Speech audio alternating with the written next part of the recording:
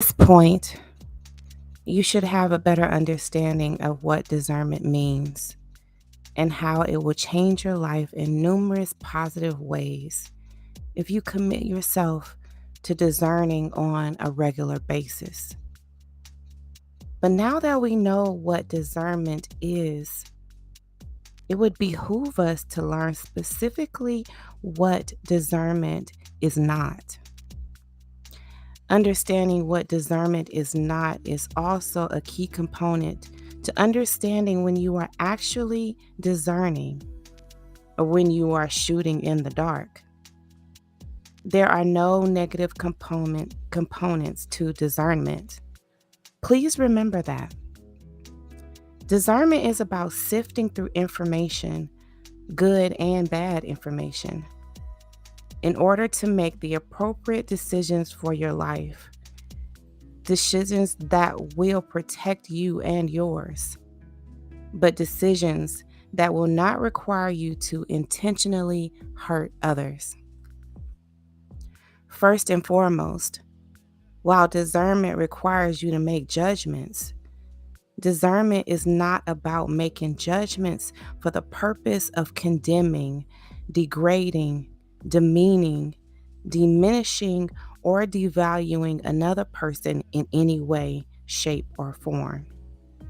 In addition, discernment is not simply about being right or wrong, or about mindlessly passing judgment, or even about discriminating, although, on some level, judging and discriminating are important aspects of the process of discerning. However, judgment and discrimination are not the focus of what discernment is all about. And understand this: discernment is not about lifting yourself up by putting others down, putting someone else down. On the flip side, this also means that discernment does not involve lifting someone else up to the detriment of one's self. In other words, discernment does not cause direct or collateral damage to someone else, including yourself. I cannot begin to tell you how important this piece of information is to your understanding of discernment. There are so many people who miss this point and proceed to get themselves involved in situations they never should have entered into in the first place. So when I say discerning will not lift you up while bringing someone else down and vice versa, I am really saying that you need to pay close attention to the situation that has presented itself to you. Paying close attention is what discernment is all about. As you discern through a situation, you must take an assessment of the facts that have been specifically presented to you so you can decide whether or not you should get involved. Similarly, if you are confronted with a situation where you must make an individual decision for you and or your family and loved ones, discerning will allow you to make the right decision and move forward in the correct manner. Either way, discernment should be your navigation tool that guides you to your destination. When you are using discernment as a navigation system, you will not need to second guess whether the navigation system is utilizing the best route to get you to your destination. Good morning, everyone. Good morning, honey. We are still on chapter 4, which, honey, this seems like it's the longest chapter in the book. But this is a good one. We are talking about discerning and discernment in lending money. What discernment is not, what discernment is. How you can use discernment as your navigation tool to make the absolute best decisions for your life. So as we get started this morning, Um, I wanted to just go ahead and jump right in. Let's see. Good morning to you. Good morning. Good morning. Good morning. Good afternoon. Good evening. Good night. Whatever time you happen to be catching this live stream podcast. I am your hostess with and doing the absolute mostest. Okay. Delores Michelle Peters, also known as Delores the pastor's daughter. But honey, I believe that God is changing my name, honey. Okay. To Delores, the discerner. I am your discernment and relationship coach, guiding you on your journey to making the best decisions in life and in love. Let's go ahead and get started.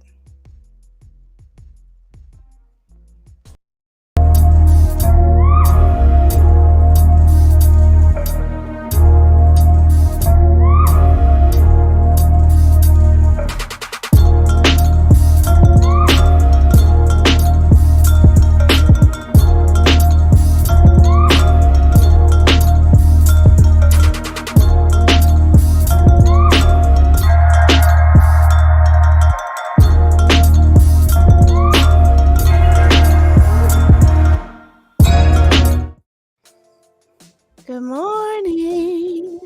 Good morning. Honey, it is 6:21 a.m. What am I thinking of? What am I thinking of? Getting up, not only getting up, child, this early, but getting out here and talking to y'all this morning. I don't even know if I really slept last night, to be honest with y'all. I don't even know if I really slept. But I got up this morning and I just figured, you know what? Let me just go ahead and get this day started. We were talking about discernment and lending money yesterday. And where we left off was discerning when to lend money. We went through the assessment questions here. We went through a scenario, right? And I spent way too much time, way too much time on this scenario. I don't know. I think I must have been really feeling it. Okay. I was really feeling this scenario. So I got all into it. Child, I was adding my own little commentary and everything. Okay. Was putting some extra things in the story. Okay, like you could totally count on me, honey, to add a whole lot more and drag the whole story out. Okay. But I wanted us to go ahead and get started and complete this chapter because discernment in lending money, it's a major thing that I feel that a lot of us are faced with in real time, all the time. Okay.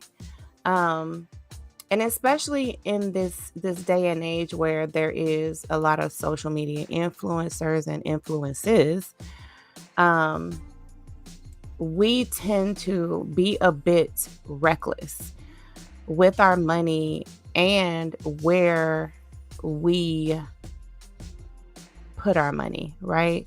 The different things that we support, the different people that we support, the organizations.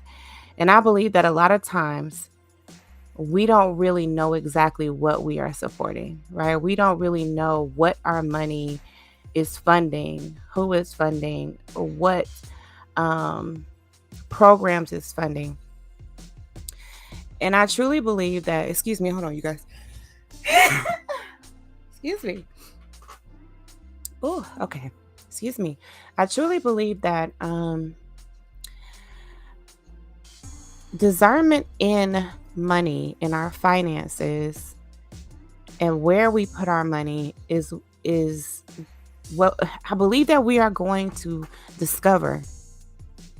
Some of us already know this, but I believe that a lot of us are going to discover that we have actually been funding organizations and movements that we are against, right?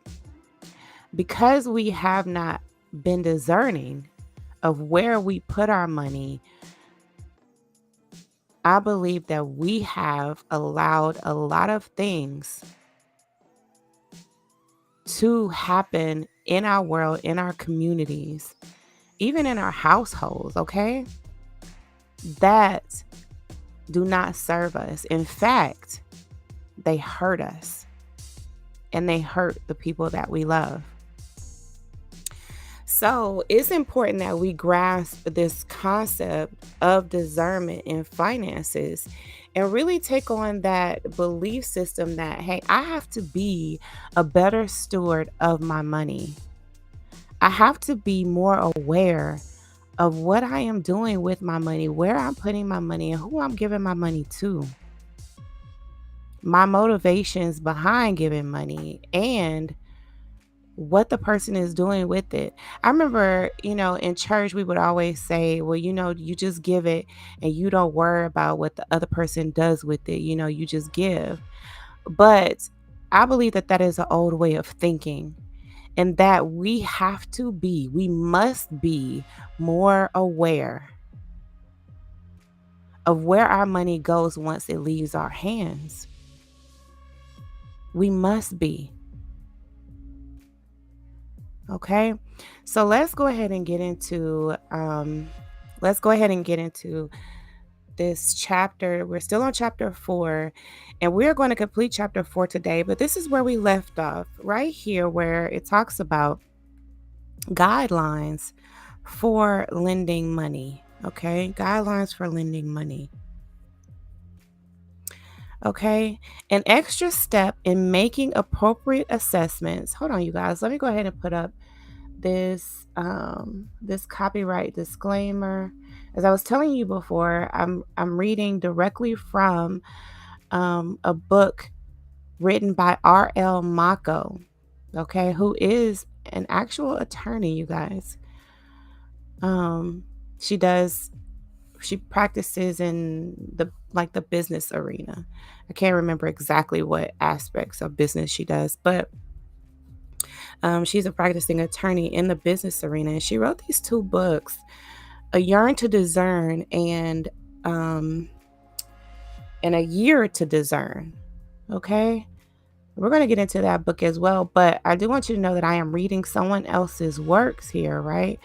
But if there's any way that you can support this author, myself, the channel, people who are bringing you really good information, and that would be awesome. But also, it's important that we share this information. And I believe, even though I have not asked for permission, I admit that, right?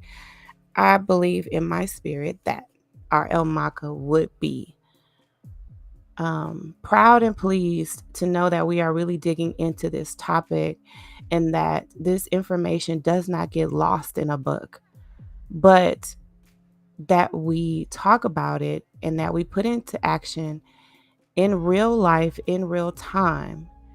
But this is someone else's work that we are using for the purpose of education. Okay. Let's keep going. An extra step in making appropriate assessments with lending money is establishing rules for lending money. Okay, so you can establish some rules for yourself here. Establishing rules with money lending aids tremendously in the discernment process because it provides a firm basis or condition upon which you are able to lend money. Okay? Personally, I have a firm rule for lending money to anyone. Here is my rule. If I have the money to give without needing it back or without having to ask for the money back, then I will lend the money. Okay? Let's read that again. This is R.L. Maco's rule here. Okay? If I have the money I have the money to give without needing it back or without having to ask for it back, then I will lend the money. Oh, sorry about that, y'all. It's my 6:30 alarm. However, If I am not able to give out money without needing it back, I will not lend it out. This rule takes the financial burden aspect off me. Okay? When you establish rules for yourself, right? Then you are inclined to follow those rules, right? I mean, how many times, like, I remember growing up, we would hear, if you don't stand for something, you'll fall for anything, right? If you don't establish these rules and boundaries for yourself, then you have no rules or boundaries. Anything goes, right? Let's keep reading. I also lend to those who I believe would pay me back without me having to ask for it. This, as you know, requires me to discern certain pertinent information about this person's character, especially since this is personal. Therefore, I need to set these rules and then make sure the person I'm potentially lending to fits the criteria set forth in the rules. Okay? She's established rules. She set certain criteria. And so that way, when she is making a decision, she has these guidelines that she has already established for herself. I love this, right? This analysis is no different than what a financial institution does when lending money. Okay? Now, this will make you feel better, right? This will make you feel better about your stance, about your rules and your boundaries. Knowing that financial institutions have the same rules and boundaries, okay? If you are lending money professionally, seek the advice of an attorney. Wow. Now, see, this brings in, right? This is the introduction to having professional people also as your where you incorporate them into your discernment process. Okay, so this here is the introduction to that, because now we are seeing how RL Maco has introduced adding a professional person to your decision-making process. Okay? So she's established that if this is a personal thing, she's going by this certain set of rules. This is the same set of rules that the bank is going to go by, that the credit union is going to go by, that the car dealership is going to go by, that anyone who is lending money is going to go by. Okay? This is the same criteria. But when we get into professional, lending money on a professional level, she's saying, hey, let's go ahead and incorporate a professional person, right, that you can seek advice from, that can help you in the decision-making process, okay? Let's now look at a third example of a situation where discerning identifies a situation that may sound appealing to you, but will end up as a win-win for one person, but a lose-lose scenario for another. Oh, wow. Okay, y'all know I told you I live for these examples, honey. Okay? Hold on 1 second. I don't know why this keeps coming up. The example here, what is this called? What is it called? Excuse me. Example 3 is you win, I lose. Ooh, that's the name of it, okay? No one is immune from unappealing situations that come their way, even me, okay? So nobody's exempt here, okay? Nobody's exempt. Everybody is going to have situations where they have to make a discerning decision, okay? When I was about 23 years old, I was studying law abroad in London, England, and met a musician one day as I was crossing the street. I was out with some friends at the time. My eyes met the musician as we were both crossing the street in the opposite direction. Once I almost finished crossing the street, I looked back to see where he was and noticed that he stopped in the middle of the street and was staring at me. Ooh, okay. This is sounding steamy. I'm just kidding.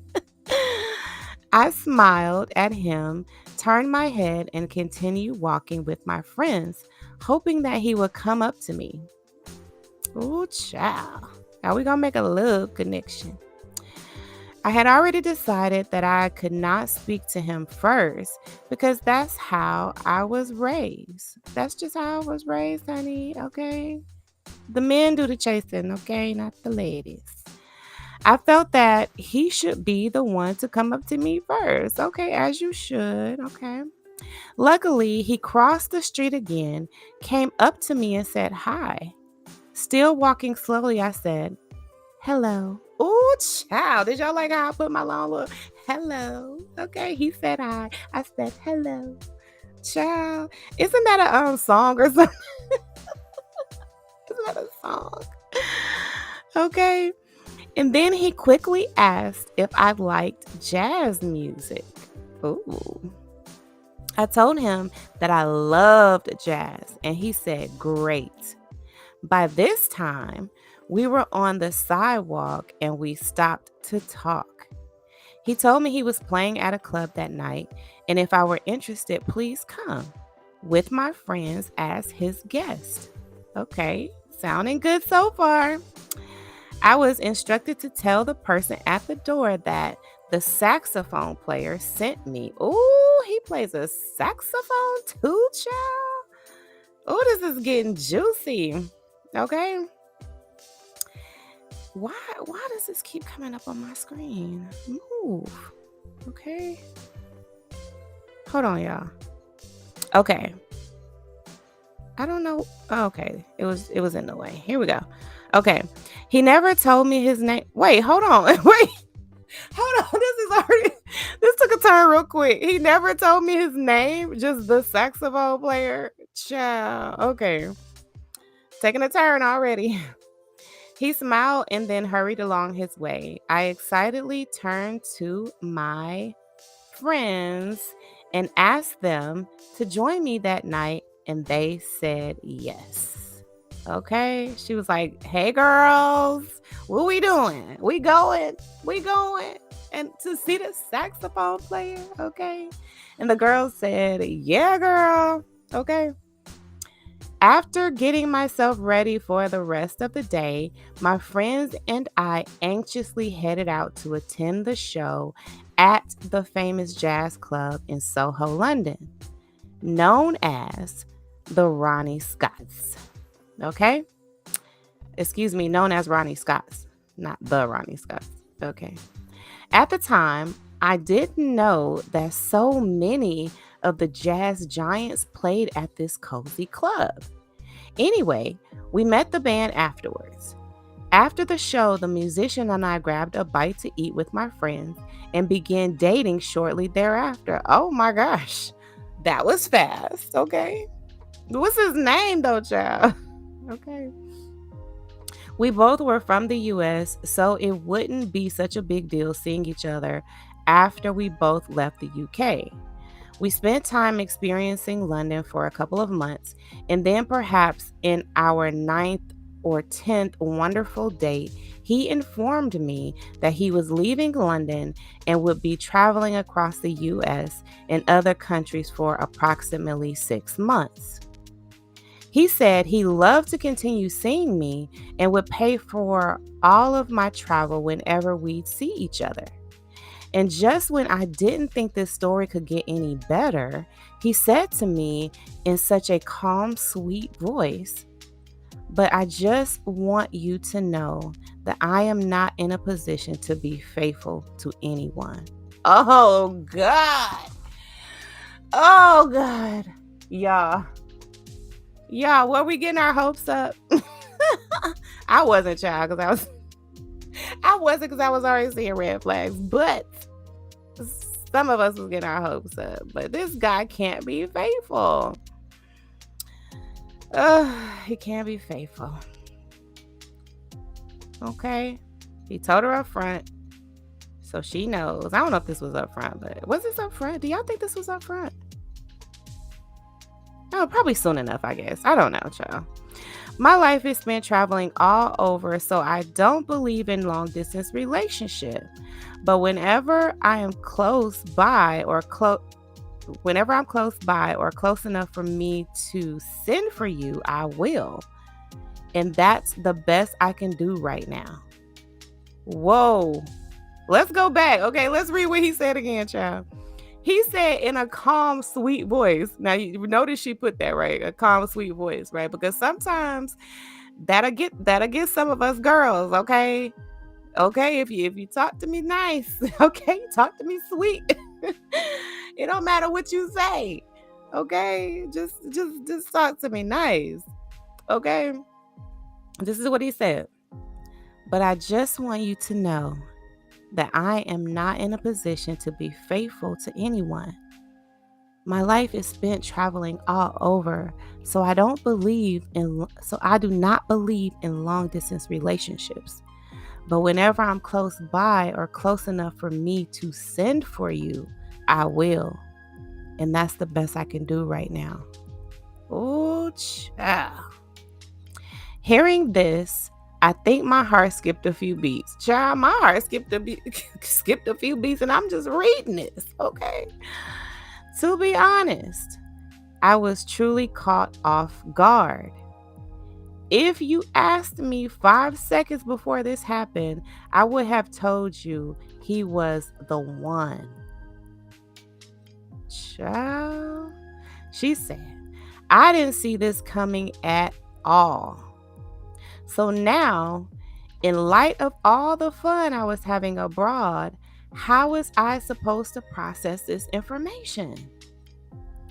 I must have had a look of total shock when he spoke these words to me. I'm not sure what my first initial response was, but what I can tell you definitely is that with those 4 sentences, he provided me with all the information I needed to make the proper decision at that time. There were only 3 ways I could have responded to the information and proposal he presented to me. Oh, child. Okay, now we're going to get into the 3 responses. Okay, listen. First of all, how would y'all have responded? Okay, how would y'all have responded? Because he's like, look, child, I travel a lot. Look, I'm putting my own spin on it right now, okay? He said, girl, I travel a lot, okay? Listen, I can't be faithful, all right? But when I'm close by, you know what I'm saying? When I want to see you, I send for you. You know what I'm saying? Yeah. Okay, first of all, the nerve. The nerve. He said, I'll send for you. Whenever I can send for you, I will. Child. Okay. Look, I'm already like, get somebody else to do it, okay? That's my stance already. But where are y'all at, okay, in this, okay? So here is one of the 3, the first possible response that she could have given, right? Number 1, I could accept his proposal and become one of the women he sees when it suits him. Now, how many of us, okay? You don't listen. You don't have to blast yourself, or you can, honey. Stand on it. Okay, if that's how you feel, go ahead and stand on it, sis. Okay. But how many of us would accept the proposal? And I'm not saying, there's no judgment on this on my end, honey. I'm just asking you. Would you accept number 1 as your response? Would you accept his proposal and become one of the women he sees when it suits him? Okay. Number 2, I could reject what he said and try to convince him to date only me. Ooh, child. Now, how many of us? Now, go ahead and tell on yourself, sis. Go ahead and tell on yourself. Okay? How many of us will reject what he said and try to convince him, okay, to date only you? How many of us would do it? Go ahead and tell on yourself. Don't be shamed, honey. Okay? Do not be shamed. You definitely not gonna get any judgment, from me. Because we need to know where we are in order to know where we're going. We got to know where we came from to see how far we've come. Okay? so go ahead and tell yourself, if this was your past, if this in the past you would have made this choice, like, be honest about that. Okay? If you would make this choice today, be honest about that. Okay? Now, number 3. This is a third option here. I could respectfully decline the offer and move on with my life. How many of us would do that? How many of us have done that and be like, I should have kept, I was having so much fun in the UK. I should have kept that thing going. How many of us would choose that option? Because it's an option, right? All 3 of these are options. But what's best for you? That's the question, okay? So let's keep going. So let me give you some additional information about me that plays a significant role in how I process the information given to me. Okay? Because see, this is a factor here, right? This is a key thing to know about yourself. Know who you are, right? Know thyself. Okay? To thine own self be true. Okay, let's not lie about ourselves. Let's be honest about who we are, where we stand, and the different aspects of us, right, that determine how we make decisions. That's why I say you're not gonna get any judgment from me, right? Because it's our own experiences and who we are and our path in life that determine how we make decisions.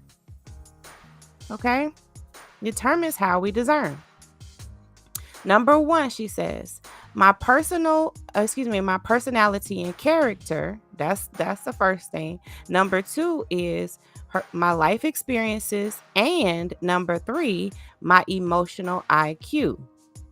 Okay, so these are the different bits of information she's going to give us that lets us know why she made the decision she made and what factors played into some of the other factors that played into it. Okay. My personality is more on the quiet, introverted side. I keep my feelings to myself. For the most part, in matters of the heart, I keep my feelings of love to myself unless I feel safe to do otherwise. 9 times out of 10, I would determine it unwise to divulge my feelings to anyone. In other words, I am good at not showing my emotions. My sister would always say to me, never let them see you sweat. Okay? Now, I know some of us that live by that, honey. That ends up being the golden rule of our lives, honey. Like, never let them see you sweat, sis. Okay? She was referring to not allowing anyone see that they hurt or angered me, particularly when I did nothing to hurt or anger the person. This positioning is perhaps the best way to describe me. In my mind, if I made a determination that you hurt me unnecessarily, all emotions are shut off and I proceed on what I believe to be the only logical course of action. That's how I am too, y'all. That's how I am too. Like, child, I'm like, Like and I wrote about this too in my book, in my memoir, about how I can just cut emotions off. Like I can cut them off like a switch, honey. Like a whole light switch. And you should be like, wait, hold on. Like, wait, hold on. I thought I had you. No, boo. Cut off, okay? Understand that such a disposition leads to decision making based upon more factual information and takes you out of the arena of being hurt, okay?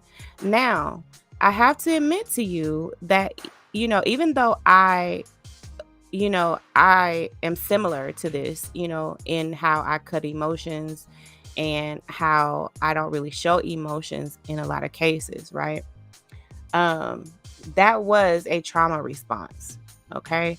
So I'm not saying that, even though I have used it, in a way that helps me to make better decisions, right? Like I have acknowledged that and worked on that issue, it was, and it is, it was developed out of trauma. Okay. And so she says here, understand that such a disposition leads to decision making based upon more factual information and takes you out of the arena of being hurt. Okay. Now, understand that if I am discerning in this situation, there is really only one option to choose under these circumstances. Discerning dictates that I choose option 3. Here is why option number 3 was the only rational decision for me at the time. Okay? The Maya Angelou principle. The Maya Angelou principle. One of my favorite quotes in the world and one of the mantras I live by is the quote by the beloved Maya Angelou, who once said, "When people show you who they are, believe them the first time." Ciao, ciao, ciao, ciao. Okay? Ciao. Let me, as a matter of fact, let me copy this and I'm about to put this in the chat. Okay? I'm putting this in the chat. Okay? It's also going to give you the book information. And see, this is why I really love, look at this. I'm going to put it on the screen too. This is why I really love this Kindle version, right? Because I can make a copy of this part of the book, and it also gives me the citation information. Look at that. Gives me the citation information right there on the end, along with the book number and the publisher and all of that good information. Okay. So this is why I really, really love the Kindle version of this book. Okay. So that's right there in the chat for you. Okay. The Maya Angelou principle says, when people show you who they are, believe them the first time. Now, how many of us, okay, I'm telling you, go ahead and tell yourself, sis, okay? Go ahead and tell yourself, don't be ashamed. Don't be ashamed. How many of us would have tried to convince that man to only date us, right? Just totally throwing out the window what he just said. He just said he can't be faithful. He doesn't want to be faithful. He travels and he'll send for you when he wants you. But how many of us would throw all of that information that we just got out of the window and try to convince that man to date only us? Totally throwing out this entire principle here of when people show you who they are, believe them the first time. And then when we discover that this man is continuing to see other women, is dating women in every city that he visits or that he tours, we are shocked, we are hurt, we are appalled, and some of us even act a fool. But we knew this. We knew this information going in. Okay? And then she says here, I could write a dissertation on this quote alone because there is so much information packed into that one phrase. And it is, okay? If you truly understood what Miss Angelou was saying, you'd know that her words were really all about discernment. All about discernment. Put in different words, she really said, this is what she said, right? In other words, when a person provides you with direct information about who they are, believe what they told you the first time they told you. Believe what they told you the first time they told you. Okay? So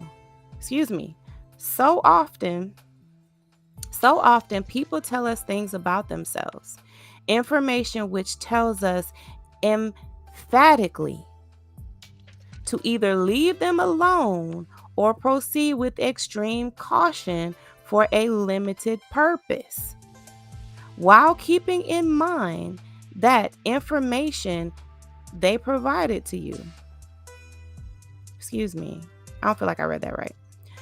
So often, people tell us things about themselves, information which tells us emphatically to either leave them alone or proceed with extreme caution for a limited purpose, while keeping in mind that information they provided to you, and we just don't want to believe them, or we allow other distractors to cloud our judgment towards that person. Let's go back. How many times, you guys, has someone told us information about themselves which tells us emphatically, right? What does emphatically mean? Let's look it up. Emphatically, in a forceful way. In a forceful way. Okay? Look, I'm telling you, this is who I am, how I am. Why are you throwing this information out the window? Why? While keeping in mind that information they provided to you, and we just don't want to believe them, or we allow other distractors to cloud our judgment toward that person. We do this despite being given specific information about the person that came right from the person's mouth. My God, today. That'll preach. That'll preach, y'all. But let me ask you this. Yeah, I'm being a little messy. Does your preacher preach about this? Does your preacher teach you how to discern?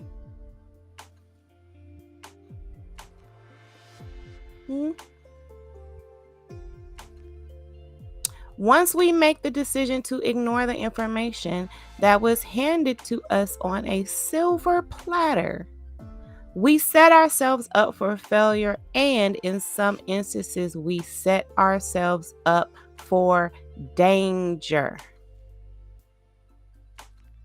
I'm telling y'all, this book is it. This book is it, okay? This book is it. Take this example that I just gave you about my love interest.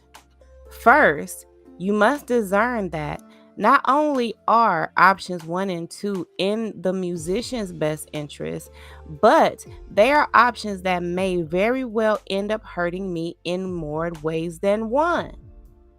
What are some ways that it could possibly hurt you to continue a relationship with someone who has told you that they cannot and will not be faithful? But you know that that is what you desire. But also tell me this, especially in today's time, honey, when STDs are running rampant, okay? When people are passing out STDs like they're handing you a stick of gum, honey, okay? How can it possibly hurt you that this person is going from city to city and entertaining any woman, every woman that piques his interest? And just like he stopped in the middle of the street, okay? He stopped in the middle of the street, crossed the street, came back, okay, so that he could her. But not even to the point where he actually even gave her his name. Okay, because isn't that like one of the first pieces of information you get? Child, he was like, no, tell him the saxophone player sent you. Does that not give you information about that person that is a pattern? That he doesn't even have to use he doesn't even have to tell you his name, honey. Just come hear me play. Come hear the saxophone. And I got you. Bring your girls. You know? Think about that. But I know, like we have all been kind of like, maybe like most of us, I mean, maybe all of us haven't, but we've had these, encounters that intrigue us, these people that, you may find an attraction to just like right off of one glance.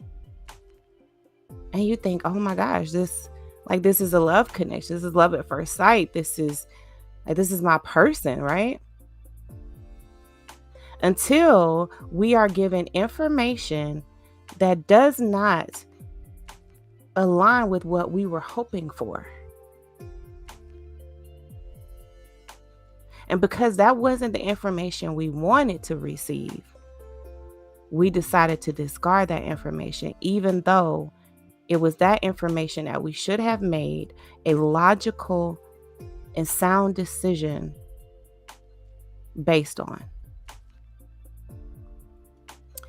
She says here, if I allowed myself to be distracted, I would say to myself, this man was bold and honest enough to tell me that he would not be in a monogamous relationship with me. Therefore, he is not a bad guy. I should continue this relationship. I can convince him to date only me. I can change him. So many women truly believe they can change a man, even though such a change is truly beyond their control. Y'all, this happens every day, all day. Every day that ends in Y, this happens. And how many times is this kind of like one of those things that are like an origin story for a crime show? The origin story for a court show. The origin story for paternity court, divorce court, a trial.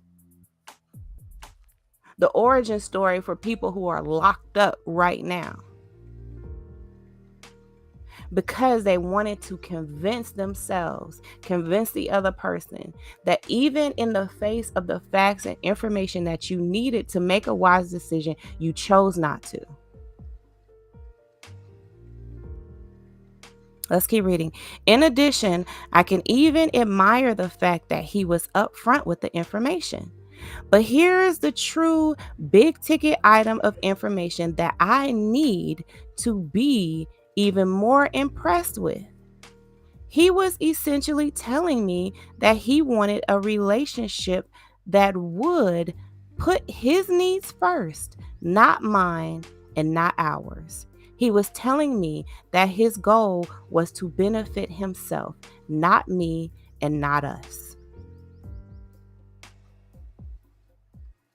In fact, there is no us here. There is no us. Some of us will proceed just because that person told us the truth about themselves.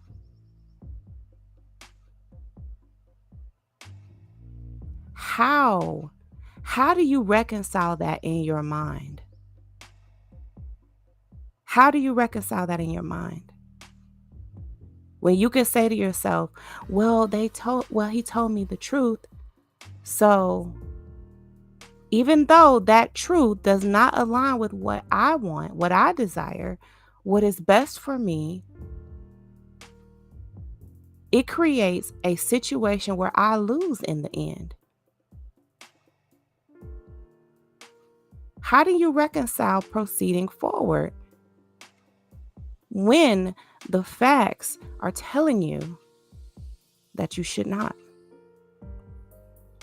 He clearly wanted a relationship on his terms, even though his terms would be hurtful to me. In fact, his words communicated to me that there is no us, only me. The fact that he said it nicely and was upfront about his motives were irrelevant pieces of information that I didn't need to focus on. Some of us will focus just on that part and leave all the rest, like the actual facts don't mean anything to us. Child, okay. The most important information he gave was the fact that he was putting himself first.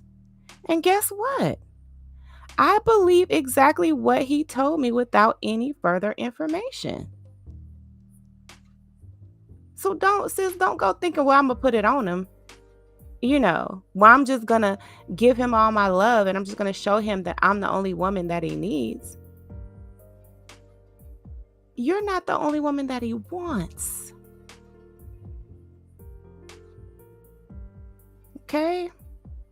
I also believe he was hoping I was distracted by the handsome package in which he presented the information.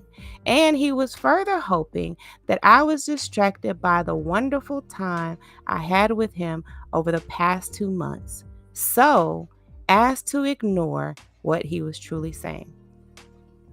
Now, I was about to say this before, but I decided not to, but this is the perfect time to say it. Sometimes people telling you a bit of truth about themselves is their game. It's game. It's game. And just like she was saying here, he was hoping that she would actually be distracted by that information, right? But see, here's the thing. How many times have you seen this presented to you where a person says, well, I told her in the beginning that I wasn't faithful, that I wasn't going to be faithful, right? How many times have you seen that played out? But she decided to be with me anyway. Because that is their game. That is what they use later, right? To not have responsibility, not have accountability in their actions and behaviors. But if we are being honest with ourselves, right? And we are becoming discerning individuals, then we know we should take that accountability and that responsibility. Let's not worry about what responsibility or accountability he doesn't take in the end. Ultimately, it is up to you to make the best decision and to work through the process of discerning what decisions to make, because that is your accountability and that is your responsibility. But you do also have to realize that sometimes a person telling you a bit of truth about themselves is part of them running game on you, because they are hoping that you are distracted and that you still proceed, even thinking, well, I can compete with other women. I will do everything I can. I'm going to put it on them, right? I'm going to spoil him. I'm going to do all the things he wants me to do. I'm going to go above and beyond because I'm going to win him. I'm going to win his faithfulness. I'm going to win his monogamy. I'm going to win all of his attention and his time.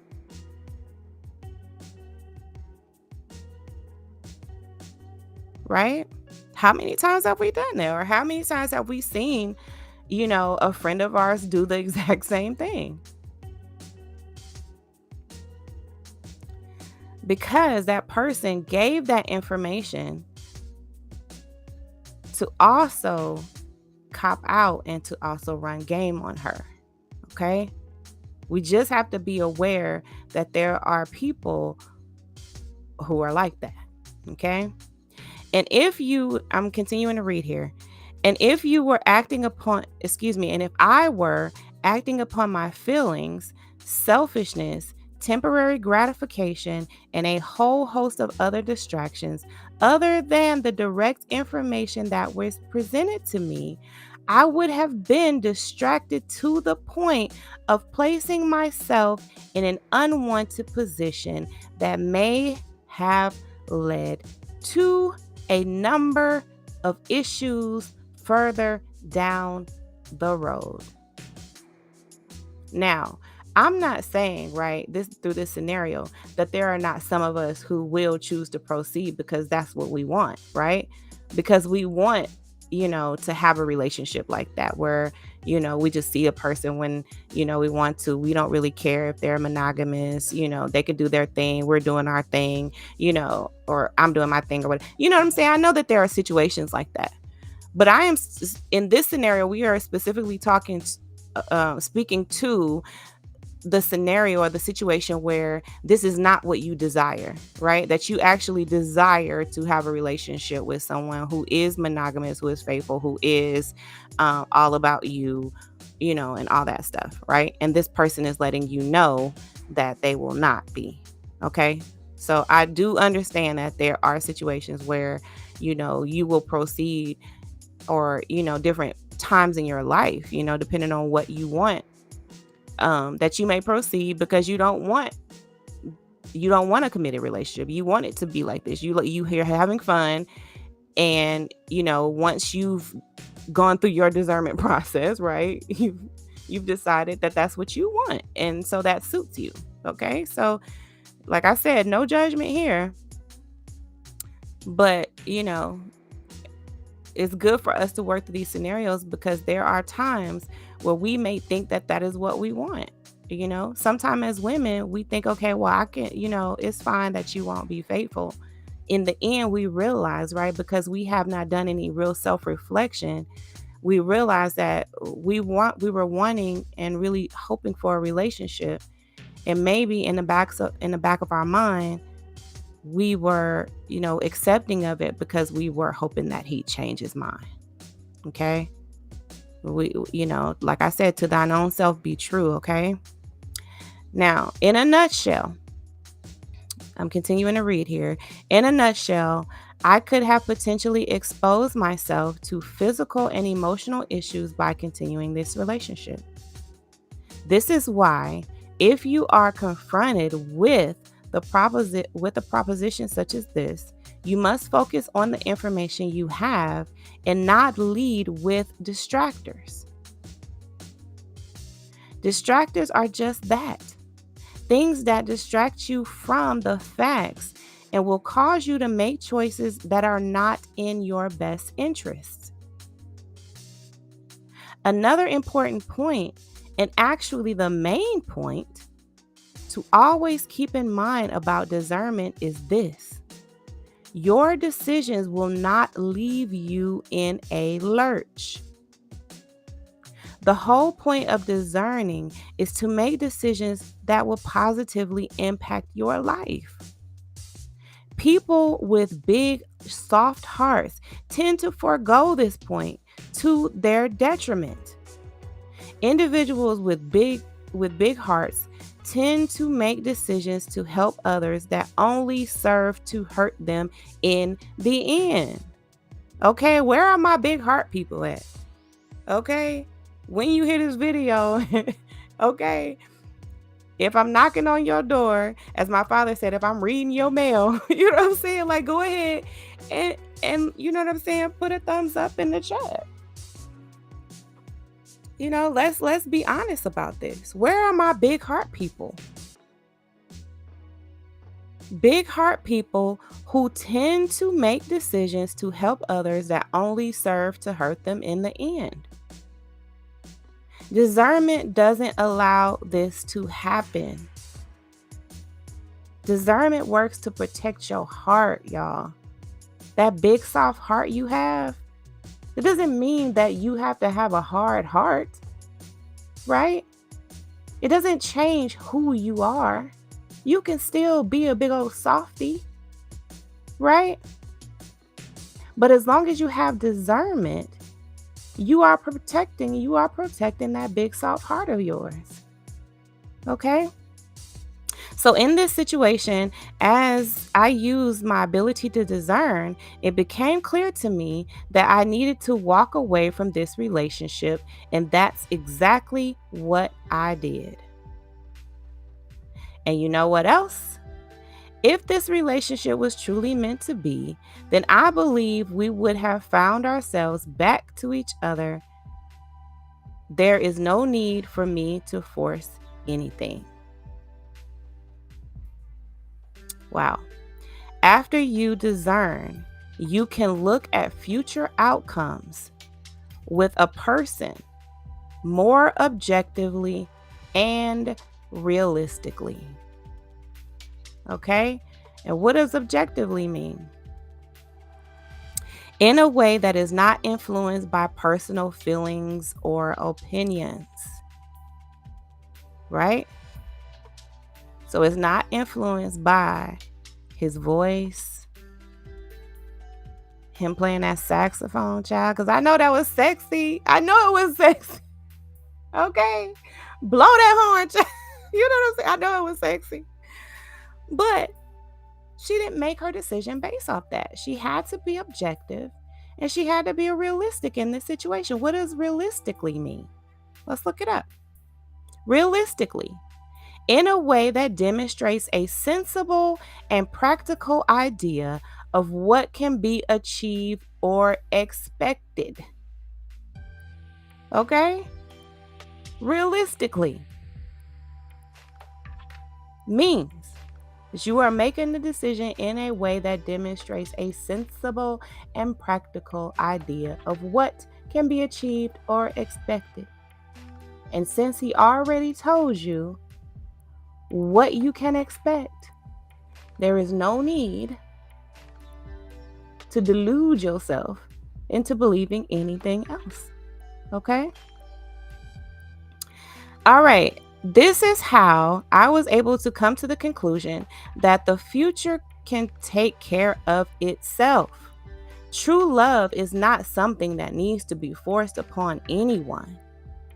On the other hand, if I acted on my emotions and falsely believed that I must act on what he proposed or else I would lose him, I would have missed the fact that I never had him to begin with. And y'all, the mic could totally drop right now. Okay? You never had him to begin with, but you made a decision because you were afraid of losing him. You were afraid of losing what you never had. My God, today. This will preach, y'all. This will preach. This fact is a very sobering fact, one that most people couldn't admit to themselves. Wow. It's a hard truth, huh? You have to really humble yourself in order to swallow that bitter pill. But I did it almost instantly. Sure, it hurt, y'all. Make no mistake about it. Sometimes your feelings, okay, are going to be hurt. Your emotions are going to be hurt. But here's what she says. But it is better to hurt a little now than to hurt a whole lot more on the back end. I have no doubt that if I accepted what was presented to me, I would have acted out of fear. Fear of losing these past 2 months. Y'all, we have had so much fun in these past 2 months. I don't want it to be over. Right? Girl, he is a jazz player. He plays a saxophone, girl. I can't let that man go. He is fine. Child, he had me all over the UK. Honey, just living my best life. We was making love and all this. Okay, because you could just imagine like all the stories she had to tell about this 2 month, love affair. Because that's really what it was. It wasn't a relationship. She never had him. Okay? But the truth is, the past 2 months will never be taken away. They'll never be taken away. She still has those memories. She still enjoyed her time. There is no need for that whole 2 months to just be like, it's not gone. It's like it happened. So let's just end it on that note, okay? Like let's just keep it right there. Okay?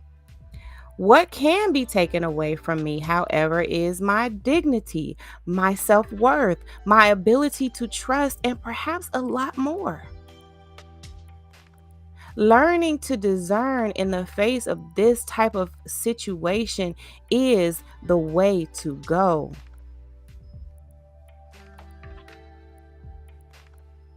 Learning to discern in the face of this type of information, in this type of information is the way to go. These are just a few examples of how using your ability to discern will keep you and your loved ones from suffering unnecessarily.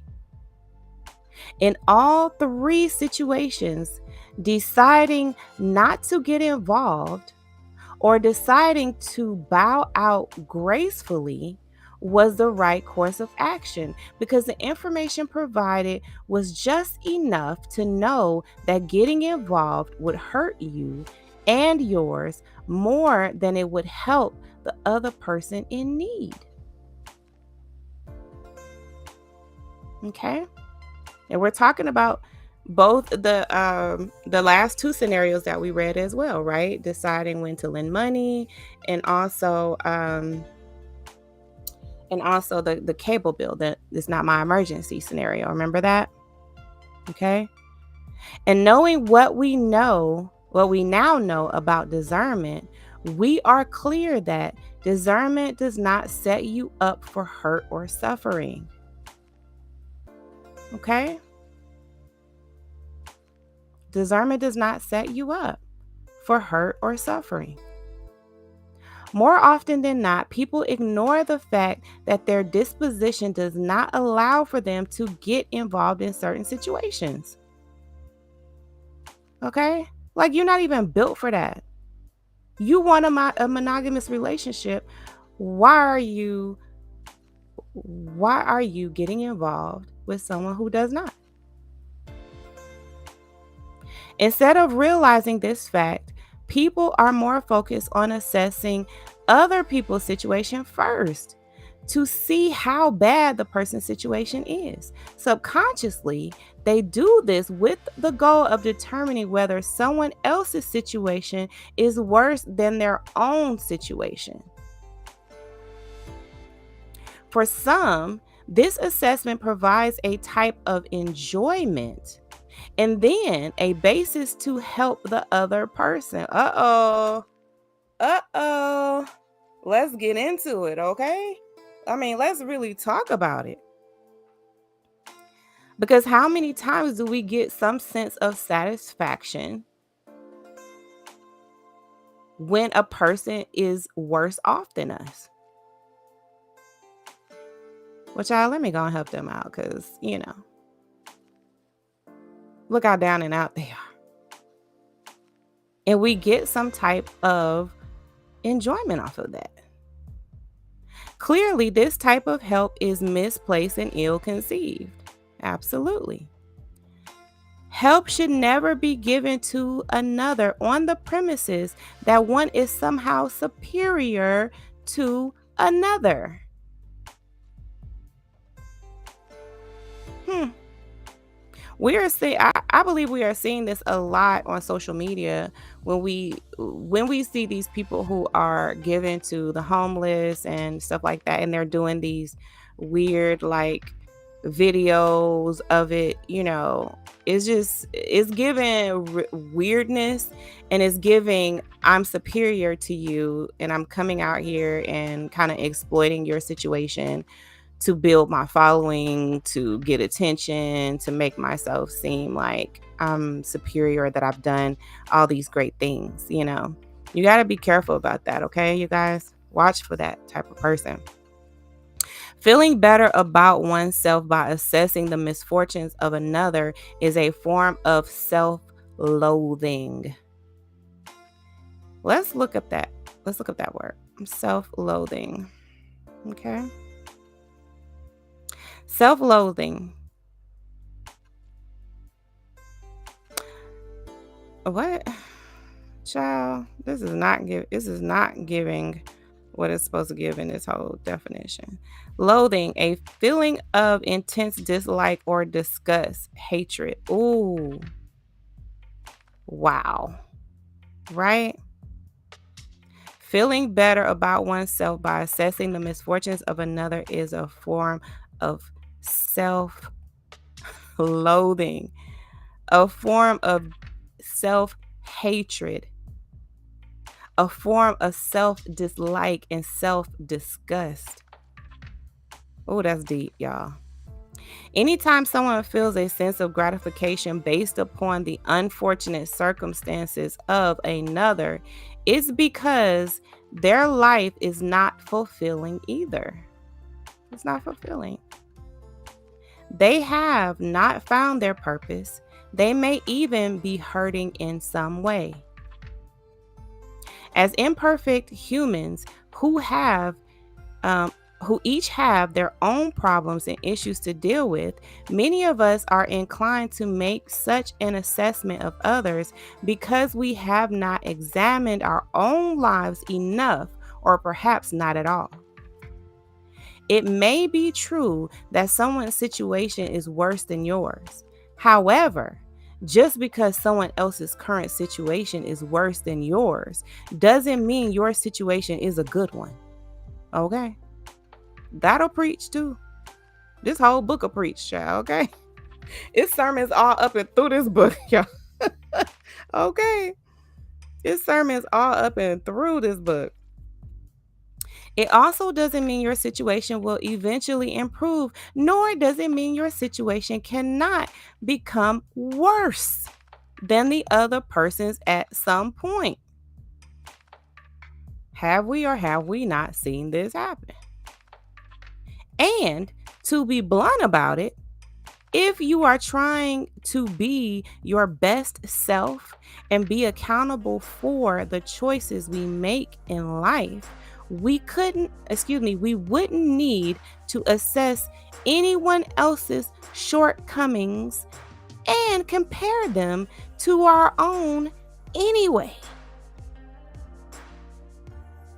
You just don't have time to sit there and compare. It's not a competition. This is not a comparison. Okay? You just need to be your best self and be accountable for the choices that you make in your life. You don't need to assess anyone else's shortcomings and compare them to your own. Instead, if we took the time to focus on improving our own situation rather than making ourselves feel better through someone else's misfortunes, we'd realize that we simply cannot afford to help that person, even though we have the mindset to do so. So if we really being honest about our own situation and we realize we are not superior and that, hey, you know what? I can't help. I need help. Okay? If you really want to help someone in need, help yourself first so that you can be in a position to help someone else. Doesn't this sound like the airplane scenario, you guys? You know how they say you got to put your mask on first? You got to put your mask on first and then help the person next to you put their mask on. Right? That's what this sounds like to me. Another way to bring this point home is to think about what happens on the see what happens on the airplane. Okay. All right. I told you I read this book like a long time ago. I forgot she even brought this scenario up. It just seemed like it fit right here. Okay. I know y'all be thinking I done pre-read this stuff, but no, I mean, it's just on point. Okay. And I'm on point. So there. Okay. Have you ever thought about the fact that every time you board an airplane, at the beginning of every flight, the flight attendants go over the safety features of the aircraft and demonstrate what to do in case of an emergency? When the attendant discusses the possibility of passengers needing oxygen due to a change in cabin pressure, they tell you that oxygen masks will be released. They also inform you that once the mask is placed over the face properly, oxygen will freely flow from the mask. But the salient piece of information that the attendant tells you is this. Okay, here's the key. If someone else needs assistance with their oxygen mask, you must first place the oxygen mask over yourself and then proceed to help another person with their oxygen mask. Okay? You must place the oxygen mask over yourself first. The attendant does not make any allowances or exceptions for certain people who may need assistance with oxygen. There are no exceptions. The rule is straightforward. Place the oxygen mask on yourself first before you help anyone else with their oxygen mask. Let's first recognize that this is a rule put in place uniformly by all airlines. And look, like in church, right? My mom was a preacher too, right? And she would say, whenever there was a scripture that says all or something like that, right? And she would ask the congregation, she was like, what does all mean? And everybody would be like, all. All means all, okay? All means all, okay? There are no exceptions. There are absolutely no exceptions. All means all, okay? All is used to refer to the whole quantity or extent of a particular group or thing. It's the whole thing. Everybody, lottie-dottie, everybody, all airlines. Okay? It's put in place uniformly by all airlines for the safety and protection of everyone aboard the craft. It doesn't matter what airline you take. It could be Delta or Spirit. Okay? It could be a foreign airline. Okay? All airlines. And what does all mean? All. There are no exceptions to this rule. Now, The reason for this rule is simple. You cannot help someone else who is suffering when you are suffering. Put another way, you cannot help someone out of a negative situation when you are operating from a negative position. This is a fact. As awful as this may sound, even lifeguards are trained to know when to let someone drown. My God, today, with that, ooh, child. Where my fan at, honey? Okay. Listen. That'll preach. As awful as this may sound, even lifeguards are trained to know when to let someone drown. My God, today. I'm sorry to say this, but it's true. If the lifeguard is presented with a situation where he cannot save a stranger without drowning both himself and the stranger, what is he expected to do? But how many times have we ran into this very situation in our own lives? In our own lives. And we have chosen to drown. And no, we didn't choose to drown, but you did choose to drown.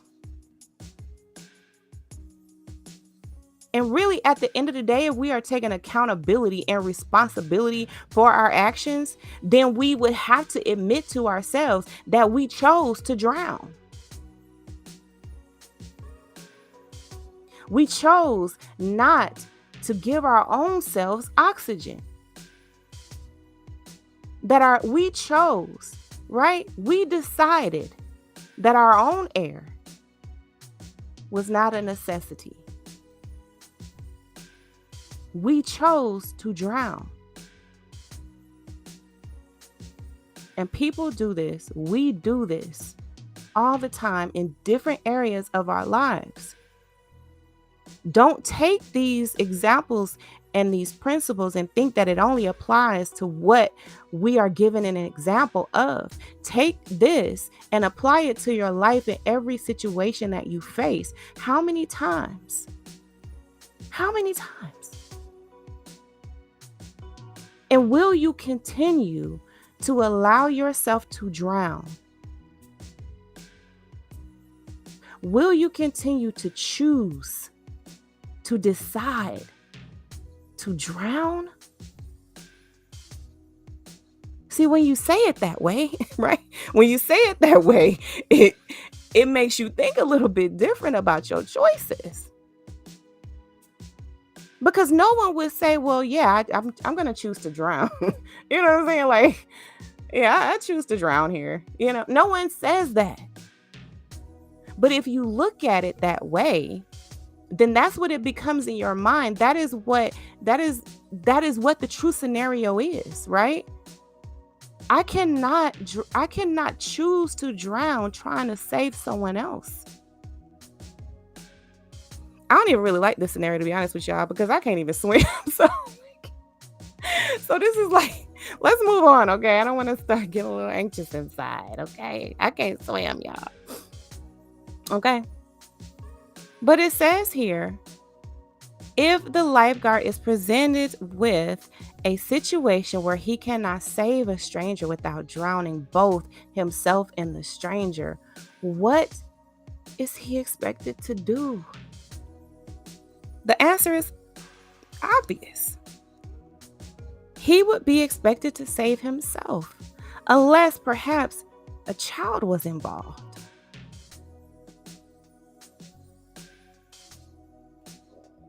Now, with respect to the oxygen mask on an aircraft, the pertinent information about the oxygen mask is spoken in the beginning of each and every flight.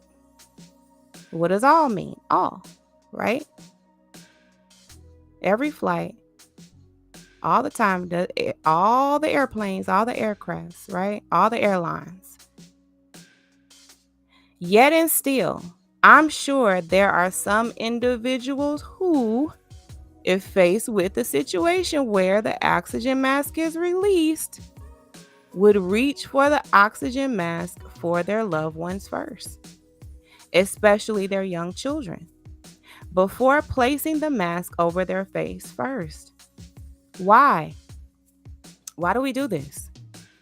Because as perfectly flawed human beings, that's our first response. And it is also the emotional response.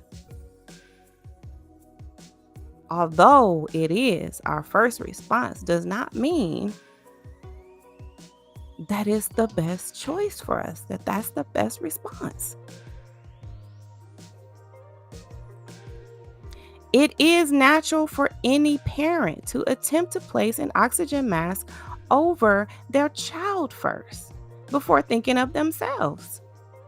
However, discernment makes us aware that leading with our emotions begets poor decision making, especially when the correct information is staring you in the face.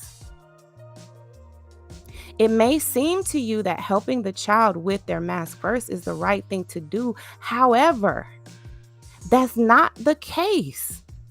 And the flight attendant already told you so outright. It's not the case. And even though that is our first instinct, well, some of us, child, okay, because some of us, okay, listen. Some of us wouldn't even look over to see if anybody else need help, child. Okay, listen, let's be honest. Okay, but the flight attendant already told you, and they tell you this and they have to repeat it. How many times have you heard this on the airplane? Every single time you've been on there, right? Every single time. Any airline, all airlines, anywhere you go, you can go across the seas or you can go across the state line. But they all tell you the same thing. And some of us take flights like all the time. And in a situation, right, that in an emergency situation, we may still even be inclined to do the emotional thing, which is why you have to study, you have to practice, you have to constantly work this muscle of discernment, because you have to realize that this is not the only scenario where your first instinct is to be emotional or to act in an emotional way that could be to your detriment. Okay? That can have a negative outcome for you. Therefore, you attempting to place the mask on your loved one first is you not using your ability to discern. Instead, it is you allowing your emotions to dictate your actions. You must comprehend that using your ability to discern will ensure that you avoid this pitfall.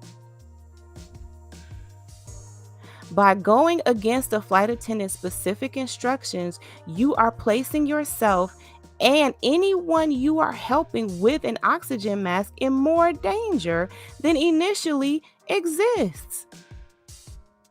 You know why? Because you don't even know what you're doing. You don't even know what you're doing. How are you helping someone else? You don't even know what you're doing. And now both of you are dead. Help yourself first. Put your own mask on first. I'm quite sure this would not be your intended outcome as you are reaching for the oxygen mask. So the lesson is ignoring information that is available to you is not utilizing your ability to discern. Continuing to act in this manner will cause you to make unnecessary mistakes, some of which may be fatal. May be fatal.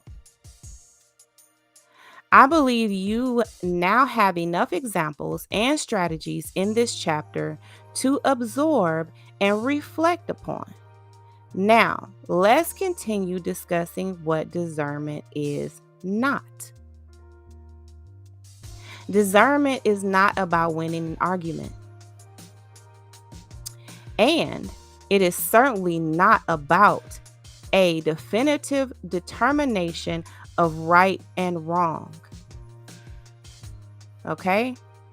Even deeper, discernment is not about a concrete determination of truth and error.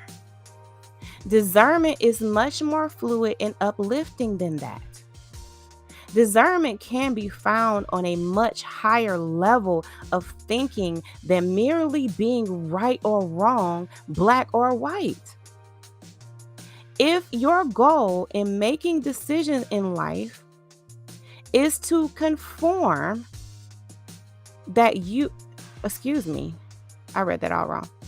If your goal in making decisions in life is to confirm that you are right, you are definitely not discerning, okay?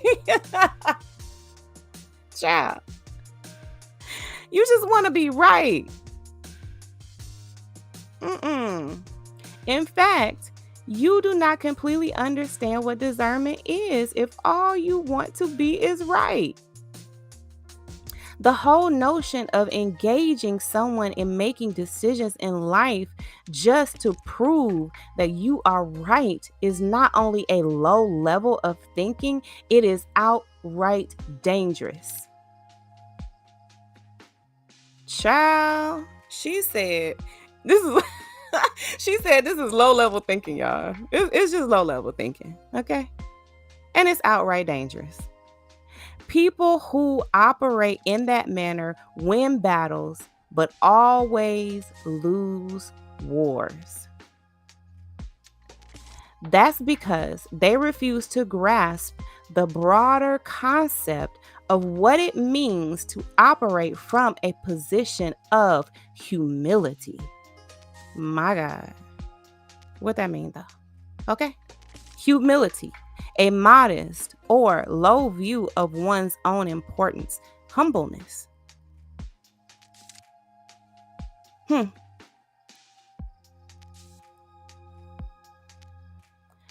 what does this mean here?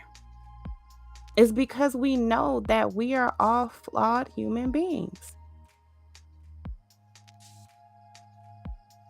That even though I feel personally that I have a keen sense of discernment, it's not about me being right or trying to prove that you're wrong and I'm right and it's this way and it's that way and it's definitive and it's no. Because I'm not viewing myself as someone who is infallible, as someone who always gets it right, as someone who is beyond making a bad decision. I'm not setting myself up or positioning myself as someone who never allows emotion to dictate my decisions. And you shouldn't either. Instead, they are operating from a totally different angle filled with emotional markers. And if they are obsessed with being crowned right and someone else being dubbed wrong, they are a slave to pride. Pride is arguably the most destructive element that someone can lead with during their decision making. Pride and its qualities will be discussed in chapter 6. Oh, I can't wait to get there, child. Oh, I can't wait. Okay, because when we talk about pride, child, Ciao, ciao, ciao. Individuals who seek to always prove they are right are merely surviving in life. Living in survival mode presents a breeding ground for irrational and poor thinking. A breeding ground. Oh, child. You know what a breeding ground is? You know what a breeding ground is? Oh my gosh. There isn't even a definition for it. And, together like that. The mating and production of offspring by animals, that's breeding. Oh, so you are like producing, like you got a breeding ground, like a ground that's ripe for producing irrational and poor thinking. Oh gosh. Oh no, don't do that, y'all. If you are operating in survival mode, your ability to discern becomes overshadowed or muted by emotions, preconceived notions, prejudices, and selfish desires that will dictate a person's responses and reactions. Most of these bad habits and beliefs are learned behaviors. And we, as creatures of habit, refuse to let go of such destructive patterns and thought processes. This is like, y'all, it's going to be very harmful to your discernment process. If you are not willing, open to letting go of destructive patterns and thought processes in your life. By holding on to these shortcomings, one will never truly develop an ability to discern. Instead, such persons cling on to a mindset that is destructive. However, if you let go of these falsehoods, being able to discern now becomes a possibility, along with the opportunity to take control of your life by engaging in self-reflection and tapping into your God-given internal guidance and reasoning skills as various situations arise. It's good news. This is good news. That if you just be willing to let go of destructive patterns and thought processes, then you can take control of your life. And then you can tap into everything, right? Because what did we learn in the previous chapters? That at the bare minimum of discernment, you are full. There is no lose. This is a win-win situation for you. You cannot lose when you are discerning. And the good news is that when you learn how to discern in the small situations, you are also preparing yourself how to discern in larger, more intense situations where a lot more is at stake. We talked about this yesterday, right? In our last video about discernment, is that we are building a foundation here, right?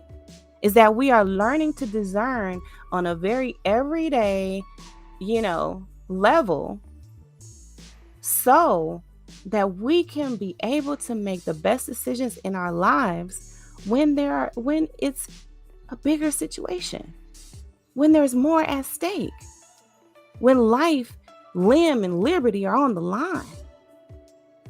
Okay? Which I would say is all the time, child. Okay? And last but certainly not least, discernment is not meant to be a quick fix or a temporary solution to a problem. Quite the opposite. Discernment takes into consideration the relevant factors to ensure that the choices you make will not cause you to backtrack, backpedal, or reverse course.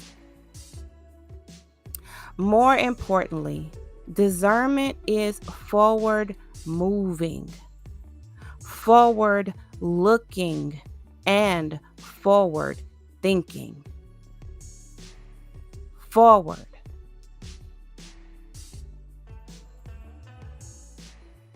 Toward the front, in the direction that one is facing or traveling.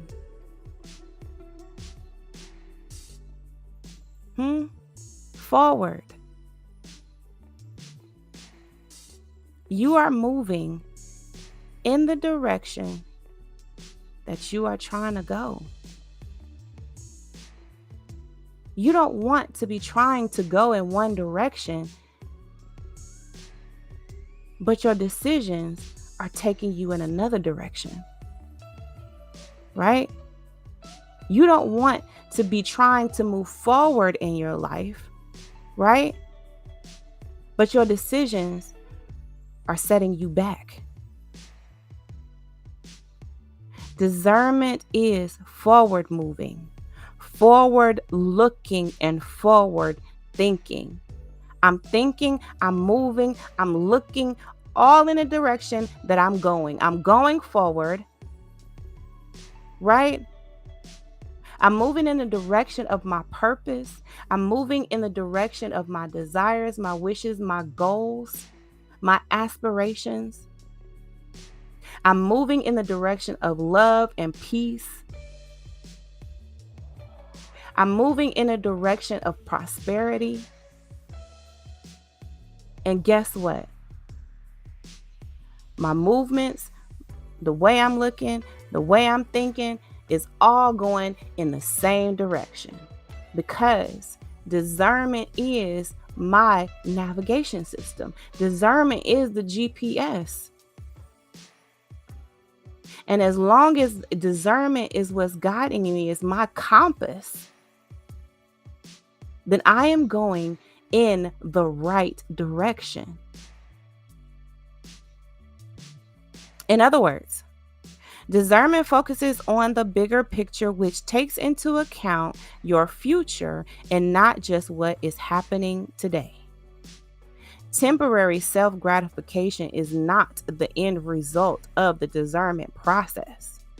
If discernment is involved in the course of action you choose or you chose, you will feel confident that the right decision was made right now and for the future. Start with the assessment questions provided in this chapter to help increase your understanding of discernment and to assist with the development of your ability to discern. What you will learn is that the more you discern, the better you will become at knowing what discernment is and what is not. Okay? You will work that muscle, honey. Work that muscle. Okay? So that is chapter 4. This is a great time to stop. I have a meeting at 8:30 this morning. It is 7:58 here in Alabama, Central Standard Time. And I feel so very blessed, you guys, okay? Like, let me just give you like a quick little testimony service. I got a testimony, okay?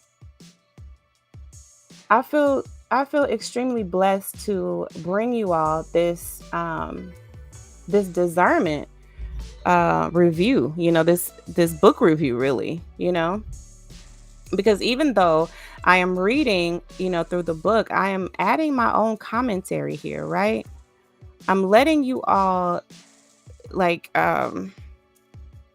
experience me, right? And really how I think and how I operate and how I interact with people that I am working with. Because as you are listening to me, then you are understanding my process in how I will guide you, right? And really walk alongside you on your journey to become a kingdom discerner, you know, because ultimately, I pray that that is your goal. I pray that you are invested, right, in really building this foundation of discernment, not only so that you can make the best decisions for your life in your everyday situations, in your everyday relationships, right? But I hope that, and I pray that you are really thinking about this even on a kingdom level. Even realizing that making discerning decisions in your everyday life is ultimately building the kingdom. One thing that I used to always I kind of like despise this about church and, just kind of like how it was done in the church that I grew up with, right? Grew up in my parents' church, is that um I was always kind of made to believe that everything is so much bigger than me. But it was almost like it was to my detriment, right? Because it it made me not see my own importance. The importance of my decisions, my choices, my actions, my behaviors, all of those things, because it was like you're not you're not you're not important. That instead it's upholding this thing, right? Whether it be the church, the organization, the family, it was always kind of like you're like, I'm not important because what's important is upholding some ideal. Do you see what I'm saying? But I think that we have taken so much humanity out of everything that people don't really see how their decisions and everything impact them. Like, you don't see how important you are. You don't see how important your purpose is and your existence here, right? And your calling on your life. And you don't see that because you're trying to uphold this ideal. That because everything is so much bigger than you, that you don't really realize that it's also about you. And I don't even know if I'm really saying that right? Because it's something that I just had in my mind, and I've always thought this way, but I don't think I've ever really articulated it, even to the point where I really know how to articulate it right now, right? Because I just never have.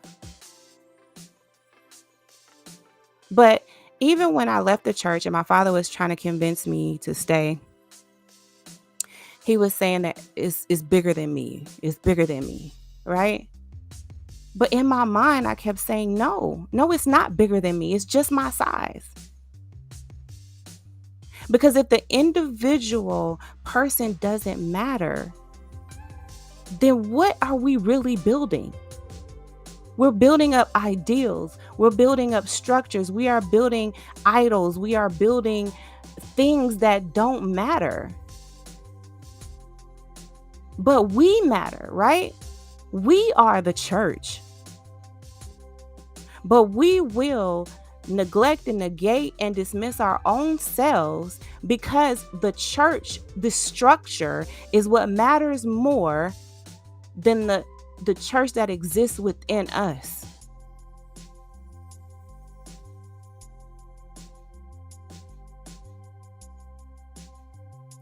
And so I guess my overall message here, right, in just sharing that bit,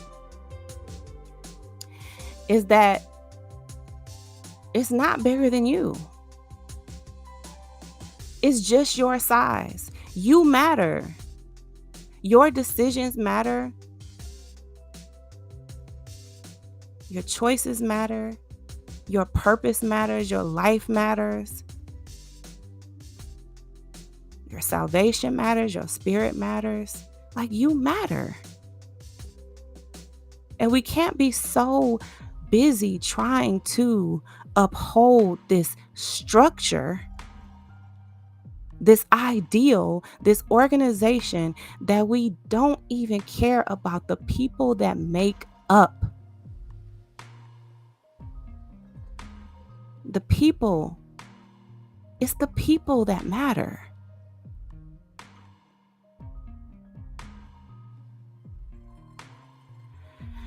I am making some, really major decisions in my life right now. And I will be sharing those soon on my channel, of course. But this is, a part of my journey and a part of my story is, and a part of my mission is not only realizing my own importance, but helping people realize their importance. And when you know that you matter, like when you know that you have a purpose, then learning to discern, it's like you want to. Yes, I want to make the best decisions of my life. I want the best outcomes for me and the people that I love. And even if I decide to be a part of an organization or a church or whatever,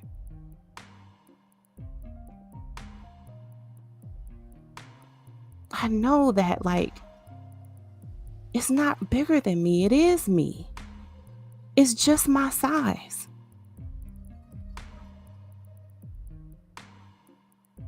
And I don't want to be aligned or a part of anything where that thing is more important than what upholds that thing, right? Is what keeps it going, is what makes it happen, what funds it, what keeps it moving, what keeps it flowing, which is the people. People matter. And they should be treated as such. So I love you guys. I don't even know if that made any sense, but I'm sure that as time progresses, that it will, right? That things will make more sense. Let me see. It is Tuesday. It's Tuesday, right? Yeah. It's Tuesday, August the 29th, y'all. Let me know when you end up hearing this broadcast. And when you do, you know that this is timeless information, right? This is not a gossip channel, and once the story is no longer viral, then it's no longer relevant, right? This is about discernment. This is a timeless message that even if you are listening to this broadcast a year, 2 years, 10 years from now, it still applies. The principles still apply. Okay? So, whenever you are listening to this, please share. Please like the video. Because anybody, lottie-dottie, every doggone body needs to learn to discern. Okay? So I'm hoping you all have a wonderful and a blessed day. Okay? And remember, you are important to me. I need you to survive. I love you guys. Bye bye for now.